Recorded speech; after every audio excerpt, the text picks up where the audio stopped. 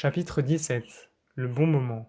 En dehors du fait que cela ne nous fasse pas du bien et que maintenant est toujours le meilleur moment pour arrêter, avoir choisi le bon moment est important. La société traite l'addiction au porno comme une habitude légèrement dégoûtante qui ne vous fait pas de mal à votre santé. Cela est faux. C'est une addiction à la drogue, une maladie qui détruit vos relations sociales. La pire chose qui puisse arriver dans la vie de la majorité des utilisateurs est de devenir accro à cette terrible addiction. S'il reste addict, des choses horribles arrivent. Le timing est donc très important pour vous donner les moyens d'une véritable guérison. Premièrement, identifiez les moments ou occasions où le porno vous apparaît indispensable.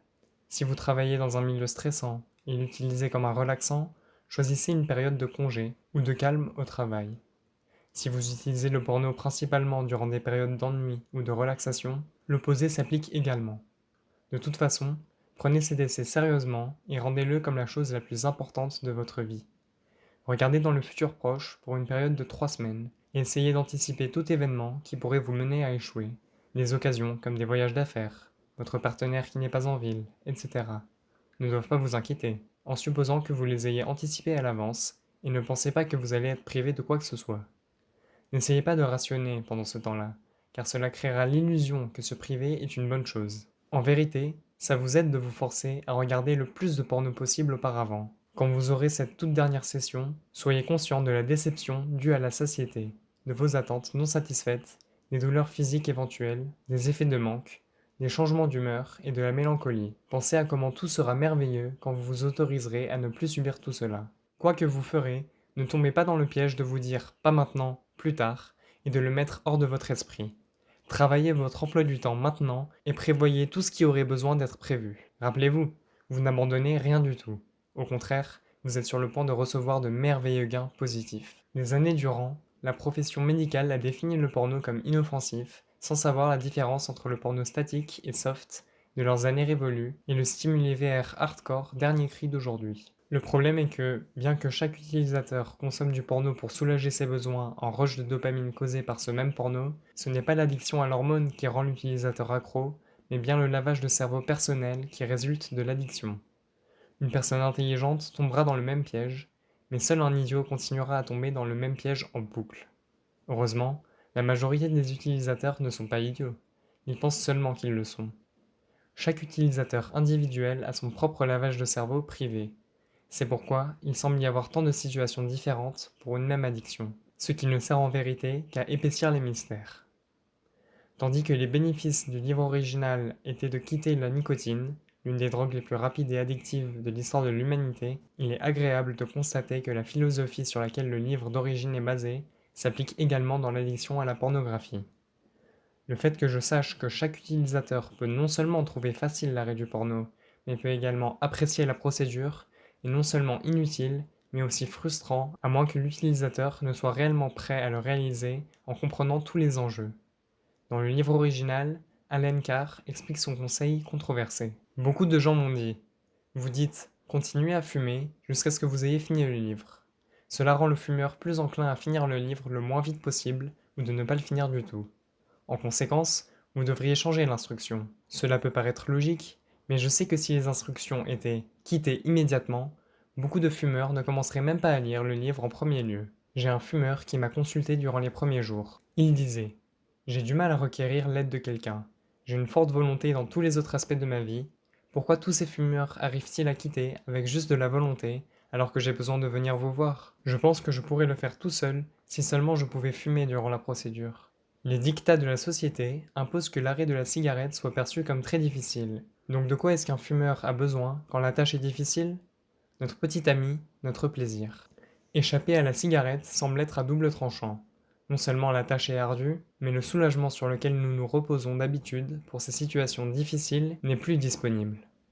Peut-être que la vraie beauté de cette méthode est que vous n'avez même pas besoin d'abandonner quoi que ce soit. Se débarrasser de toutes les peurs et les doutes initialement présents pour qu'une fois que vous ayez fini votre ultime session, vous soyez déjà en train d'apprécier votre liberté. En conséquence, ce livre gardera le même conseil intact. Peu importe le nombre de fois où il aura été dit que tout cela était facile et appréciable, il y aura une vaste majorité qui ne seront pas capables d'accepter, dû au lavage de cerveau personnel sur la question de la difficulté d'une telle procédure. Le bon moment est le seul chapitre qui m'a causé de remettre en question la méthode d'Allen Carr. Si vos déclencheurs sont le stress du travail, c'est de choisir des vacances pour essayer. Ce n'est pas la façon la plus simple. Ce serait plutôt de choisir ce que vous considérez comme le moment le plus difficile, que ce soit le stress, les obligations sociales, la concentration ou l'ennui. Une fois que vous aurez prouvé que vous êtes capable de supporter tout cela et d'apprécier la vie dans les pires situations, tout le reste sera appréciable. Mais si tel était le conseil, prendriez-vous le temps de faire un essai? Voici une analogie. Ma sœur et moi allons nager ensemble. Nous arrivons à la piscine en même temps, mais nous finissons par ne presque pas nager ensemble. La raison étant qu'elle rentre un orteil à la fois, et qu'une demi-heure plus tard, elle nage. C'est de la torture lente. Je sais à l'avance qu'à un certain moment, peu importe la température de l'eau, je vais devoir la braver pour nager. Donc j'ai appris à le faire de la façon la plus simple. Je plonge directement dedans. Maintenant, imaginez si j'étais dans une position d'insister que si elle ne pouvait pas directement sauter dans la piscine, qu'alors elle ne pourrait pas nager. Si c'était le cas, elle ne nagerait pas tout court. Vous voyez le problème? Via différents retours, beaucoup d'utilisateurs ont utilisé le conseil original de timing pour reporter ce qu'ils pensent être le jour maudit. Mes pensées suivantes étaient d'utiliser une technique similaire au chapitre des avantages du porno, quelque chose comme le timing est très important, et le prochain chapitre vous dira quel est le meilleur moment pour se lancer. Et le prochain chapitre aurait consisté en un immense Maintenant! C'est en vérité le meilleur conseil, mais le prendriez-vous? Peut-être que l'aspect le plus subtil du piège est que lorsque nous avons du stress sérieux dans nos vies, ce n'est pas le moment pour arrêter. Et quand tout va bien, nous n'avons pas le désir d'arrêter quoi que ce soit. Posez-vous les questions suivantes. 1. Quand vous êtes tombé dans le porno pour la première fois, avez-vous vraiment décidé que vous alliez continuer à en dépendre jusqu'à la fin de vos jours sans jamais pouvoir vous arrêter? Bien sûr que non. 2. Allez-vous continuer le reste de votre vie sans jamais pouvoir vous arrêter? Bien sûr que non. Donc, quand allez-vous bien pouvoir quitter le porno? Demain? L'année prochaine? L'année d'après? Ne sont-elles pas les questions que vous vous posez depuis le début de votre addiction? Espérez-vous qu'un matin, vous vous lèverez et ne serez tout simplement plus attiré par le porno? Arrêtez de vous bercer d'illusions. Avec toute addiction, vous devenez de plus en plus addict, pas de moins en moins. Allez-vous attendre jusqu'à ce que vous ne ressentiez que se lever du lit est plus difficile que de rester couché et de se masturber? Cela serait pour le moins inutile. Le vrai piège est la croyance que maintenant n'est tout bonnement pas le bon moment. Ce sera toujours plus simple demain. Nous croyons que nous vivons des vies stressantes, mais en réalité, ce n'est majoritairement pas le cas. Le stress le plus naturel a été supprimé de nos vies.